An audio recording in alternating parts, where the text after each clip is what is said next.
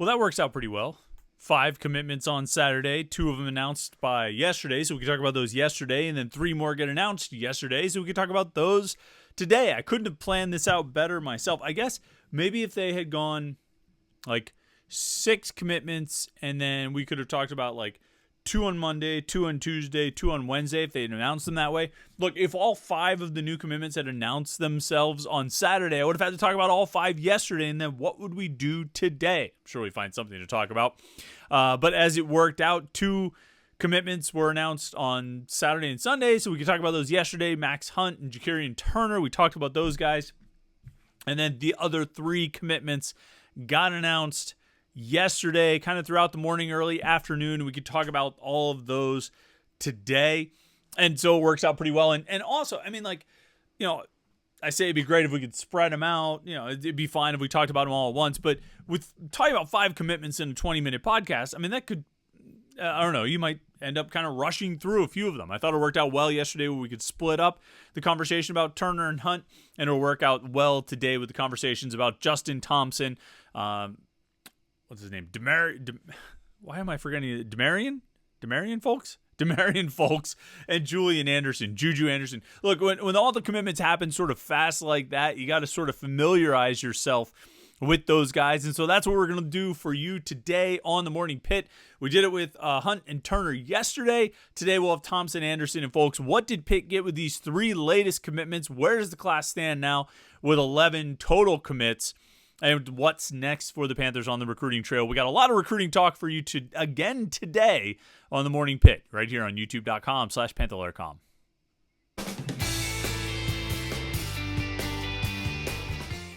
Oh, look, the confetti's falling. That's right. It must be commitment time because the confetti is falling here. Look, if you only listen to the audio podcast, you're missing out on things like the confetti. You're missing out on, like, you know, balloons that might go popping up around. You're missing out on laser shows. I mean, who wants to miss out on a laser show?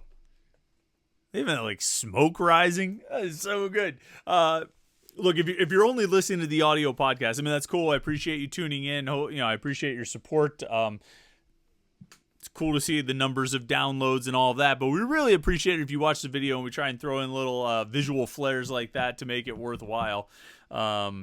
Nevertheless, welcome to the Tuesday edition of the Morning Pit here on youtube.com/Panther-Lair.com. I'm Chris Peak from Panther-Lair.com. Glad to be with you this morning or this afternoon, whenever you may be watching this, to talk a little more Pitt recruiting. Look, the commitments got announced yesterday. Some of the commitments, you know, one got announced Saturday night, one got announced on Sunday, 3 more got announced yesterday. I mean, you had a pretty good idea of what was going on if you were following along on Panther-Lair.com, Panther-Lair.com, Pittsburgh.rivals.com. Hopefully you took advantage of that free promo because that thing is no longer active. Sorry, you missed out on that free trial through the start of training camp.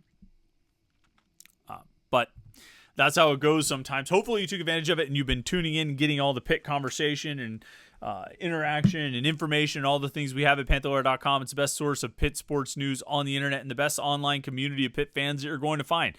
Panther-Lair.com, Pittsburgh.rivals.com is the place to go. And then, of course, right here, our YouTube channel, youtube.com/Panther-Lair.com. Like this video and subscribe, and that way you won't miss any of our Pitt video content. Whether we go live for our live stream like we do every Wednesday night at 8 o'clock, or post-game show, or if there's big news and we need to talk about it live, we'll do that here. And then we have these daily Morning Pitt videos to get you a little bit of Pitt conversation started and get your day rolling. So like and subscribe if you don't mind. That'd be really cool. All right, 3 more commitments announced yesterday. And we'll start with another wide receiver. DeMarian Folks is a wide receiver from Good Counsel. He's like 5'10", 5'11", 170, right in that sort of same size range. I mean, you look at how we list them on Rivals. Folks is 5'11", 170. DeMarian Turner's 5'10", 170. Bryce Yates is 6 foot 165 on Rivals. Even Tony Kinsler, who's sort of a slot back, speed back, whatever you want to call him, is a 5'11", 165.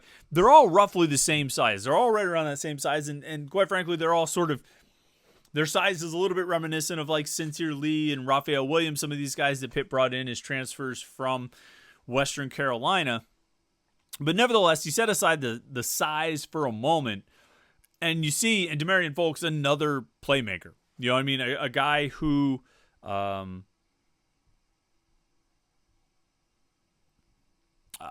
lot like Jacarian Turner, a lot like Bryce Yates, a lot like Tony Kinsler. One of these guys who can just take off and go. A guy who, when you give him a little bit of daylight, he's able to make plays. He picked Pitt over Power 5 offers from Boston College, Indiana, Virginia Tech, West Virginia, Wake Forest. So, you might look at that and be like, oh, it's too bad they didn't beat Miami, or Michigan and Ohio State and Alabama. But the reality is, you're going to play a lot of games against that level of competition of Boston College, Virginia Tech, West Virginia, Wake Forest. Those are the teams and the level of teams you're going to face a lot of times. And so you want to win the recruiting battles against those teams. You want to get the players that those teams covet. So ideally, you'll be better than them, since that's who you're going to be playing most of your games against. But folks, another guy, a lot of touchdowns. How many touchdowns did I count? 3, 4, 5, 6, 7, 8, 9, 11 touchdowns on his highlight. And it was a little bit like Turner. Turner had a few more big ones. Folks had a, 55-yard screen pass. An 80-yard touchdown where he got past the defense, got past the defenders by a step or so, made a, double move.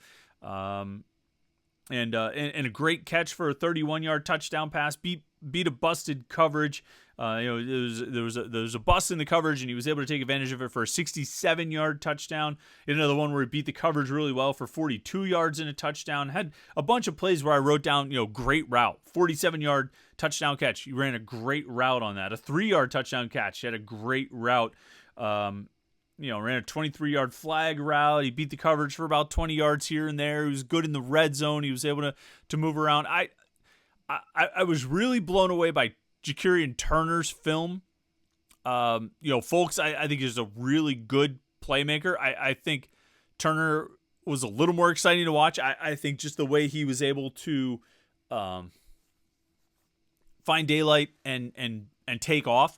And I think that was a little bit more exciting, but this was still, Folks' film is great. You know what I mean? He's still making a lot of plays. He's able to take advantage when the defenders cover him poorly or don't read him well. And, if he's able to get a step on a guy, he can usually get open and make the catch and make big plays. And he comes from a big-time program at Good Counsel in Maryland. This is a school that regularly puts out big-time recruits, 4-star guys, 5-star guys, sends them all over the country. And it's a prominent program. It's the kind of program that you want to get kids from because they typically have really good kids, really good players. And that's one for Pitt there and DeMarian Folks. And they also got his teammate at Good Counsel, Justin Thompson, a 6'3", 225-pound outside linebacker. He had an offer from Cal, an offer from Duke, an offer from Florida, North Carolina, South Carolina is kind of the highlights of his power conference offers. Had a few official visits scheduled. Canceled those. Said, I'm just going to visit Pitt. That's going to be my lone visit. And, obviously it was enough of a visit for him as he committed. He's the number 21 overall prospect in the state of Maryland. Like you say, he's about 6'3", 225. Plays outside linebacker for Good Counsel. It looks like he plays almost sort of a star linebacker position. I couldn't tell you if that's actually what his responsibilities are, but he's lining up on the wide side of the field, doing a lot of, covering in the slot, dropping into coverage a lot, sort of reading the run, not pass rushing quite as much. I think there were 2 sacks on his film. And so that's not really how they're using it. But I'd like to see him rush the passer more because I could almost see him fitting into Pitt's defense at the money linebacker position. You have the star and the money. If you're unfamiliar with how Pitt sort of names its outside linebackers in that 4-3 defensive scheme, the star plays to the wide side of the field. The money plays on the short side. Now, naturally, that star linebacker on the wide side of the field is going to have more coverage responsibilities. It's almost like a hybrid outside linebacker, strong safety.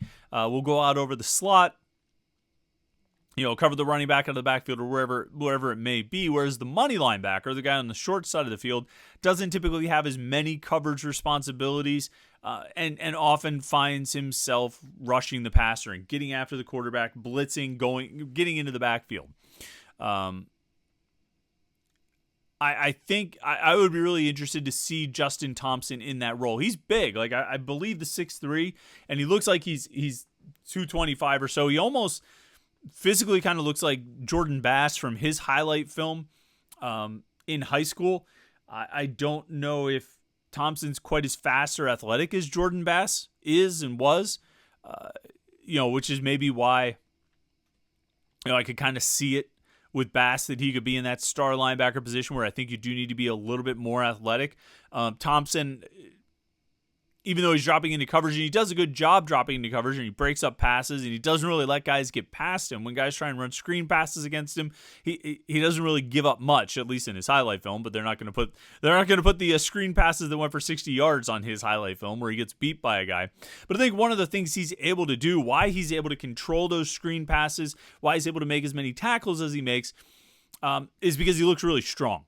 He's the kind of guy that, at least in his highlights, when he gets his hand on a ball carrier, whether it's a quarterback and the 2 sacks that were there, or more often if it's a running back or a wide receiver trying to catch a screen pass against him, when he gets his hand on the ball carrier, the guy goes down. It seems, and again, they're not going to show the broken tackles and the missed tackles on his highlight film, but he's pretty effective at corralling the ball carrier. And so I think there's some strength there. And because of that, I'd like to see him in that money linebacker role. I think it'd be interesting to see how he does it, or even playing in the middle. If you wanted him as a middle linebacker, he doesn't do any of that at good counsel. He plays outside, to the wide side of the field. But I think he could be a really intriguing option at money linebacker or playing in the middle of Pitt's defense. So you get 2 guys from good counsel. I think that's a good thing. I think that's a big deal. You brought them both in for official visits on the same weekend, and you're able to pull them both in and get commitments. I think that's huge. You're going to have to work to hold on to them. You're going to have to battle to keep those guys, and I think a few of the guys in this class are going to be a real challenge. But to get 2 prospects from good counsel, I think that's a real positive move for Pitt. And they got 2 good ones with Folks and Thompson. And then the third guy, Julian Anderson. Juju Anderson. He's originally from New Jersey. His family moved to Orlando 4 or 5 years ago. He played there throughout high school. He's doing a postgraduate year, moving back to New Jersey to go to Blair Academy, which is where I think Dion Lewis went. I think Servassier Dennis go to Blair Academy. I should know that off the top of my head. No, he went to Petty School. He went to the Petty School. There's like Petty School. There's Blair Academy. There's the Hun School. There's a handful of these, post-grad schools. I don't know if Hun School offers a post-grad program or not. But Blair Academy does. It's where Dion Lewis went. And Juju Anderson going to go there. He's listed in the Rivals database at 6'4", 215. I think when you look at his film from last season when he was playing in Orlando, that size more or less tracks. He looks big, long, rangy, long arms, so he's able to really kind of extend. There's a bunch of forced fumbles on his highlight film where he's lining up, he's squaring up a running back, and he's just able to knock it out. I think he's able to use his long arms to do that. The 215 that he's listed at, I don't know if he's exactly 215 pounds, but he doesn't look like he's very heavy. It's interesting. He weighs less. He's listed at a lighter weight than Justin Thompson. And I think when you watch Thompson's film and you watch Anderson's film, you say, yeah, Thompson looks like he's a little heavier. But Anderson is the one who's playing defensive end, and Thompson's playing outside linebacker. A few things about Juju Anderson's film from last year in Orlando. I forget what the high school he went to was. There's a whole lot of offense on this film. 2, 3, 4, 5, 6, 7, 8, 9, 10, 11, 12. 13 touchdowns. Juju Anderson scores. 12 catches and a sweep. A 7-yard sweep that he takes because he lines up as a tight end, a big wide receiver. He lines up outside at wide receiver. He's got a 67-yard touchdown catch on the second clip of his highlight film, a 65-yard touchdown catch on the third clip of his highlight film. He has a 50-yard touchdown catch. 1, 2, 3 other 30-yard touchdown catches, 2 20-yard touchdown catches, and a bunch more other than that. 6, 14, 12, 10. 13 touchdowns, 12 touchdown catches, and a touchdown sweep. tells you a little bit about Juju Anderson's athleticism and his speed. And some of his plays, he's just using his size to beat the defender. To beat the defender. Some of the plays, he's running a good route. He's getting lost behind the coverage, gets behind the safeties, and they're able to hit him in stride. Like I say, he is 6'4", so he's got that long stride. He's able to pull away from defenders. He's not as fast as Ja'Kurian Turner. But he's got long strides, and so he's able to run away from guys if he gets a little bit of space. And it's remarkable. I mean, he's a defensive end prospect, but absolutely could play tight end at the next level, I think. But it's funny to sit here and talk about a guy that Pitt is recruiting for defense, a defensive end commitment, and we're sitting here talking about his offensive film, but it's all over him. It's 13 of the clips on like a 6-minute highlight film are him scoring touchdowns. It's pretty remarkable, and it's impressive to see. Now, that's not to say that his defensive film is not impressive. Anderson told us he had 45 tackles last season. 15 and a half of those were tackles for loss, and 5 were sacks. And I think the fact that 1 out of every 3 tackles he made happened behind the line of scrimmage is notable, because Juju Anderson is an eraser. He is an absolute eraser. Up and down the line of scrimmage, he shuts plays down. He gets into the backfield and shuts things down. I mean, that's really the best way I can say it. There's a number of plays on his highlight film where you watch it, and the running back gets a handoff, and there's a hole. And it's not like, the hole closes up. It's not like Anderson closes the hole. I mean, there are a few where he rushes the gap, runs a twist or something like that, but he's lining up a defensive end. So if there's a hole in the, if the guards in the center are opening a hole, he's probably not going to be the one that comes in and fills the hole. But he still gets the tackle for loss because he gets into the backfield and tackles the running back behind the line of scrimmage. The hole never actually closes, but Juju Anderson gets there before the running back can get to the hole. It's impressive to watch. And you watch play after play after play. And like I say, it's like a 6-minute highlight film. He's catching touchdown passes. There are blocking clips in there. There's a lot, probably a half dozen clips of him blocking and being rather aggressive with that. But the rest of the film is him just shutting plays down. Five snaps or so, 5 clips or so of him running guys down from behind downfield, showing up the speed a little bit. But the plurality of the clips on this on his highlight film are him getting into the backfield and shutting things down. Whether it's getting a sack, which happens, and he's got a decent number of sacks, or it's shutting down the running game. 6'4", 215. Even if he's bigger than that, if he's 220 or something like that, you got a lot of room to grow. At his size, he's always going to look rangy and long and thin. He's going to have to add a decent amount of weight. And then there's a lot of guys that are going to have to add weight when they get to college. Clearly, Pitt likes his potential. Now, like I said, he's doing a post-grad year at Blair Academy. So when he gets to college, he's going to be 1 year older than most freshmen. So, you get a little extra advantage if he ends up redshirting. He's effectively redshirted 2 years, and he's, a 20-year-old sophomore, basically, or a 20-year-old redshirt freshman. And so you're getting him a little bit more physically mature than you would get otherwise with a typical high school recruit. But I just, he's the way he's able to shut plays down, the way he's able to get into the backfield and just erase plays just time after time. And I mean, there's snaps where, the tight end or the tackle, whoever was supposed to chip him or do something to prevent him from getting in the backfield, they're just like, oh, my bad. My bad. This dude just blew past me. And he's, the strength leaves something to be desired, which you would expect for a guy who's 6'4", 215. But he's still able to get around tackles. He's still able to use kind of quick moves and good technique to shift one way, shift the other, and beat an offensive lineman. He's going to have, once that strength comes, he'll be even more effective because he can win, the occasional bull rush if he needs to.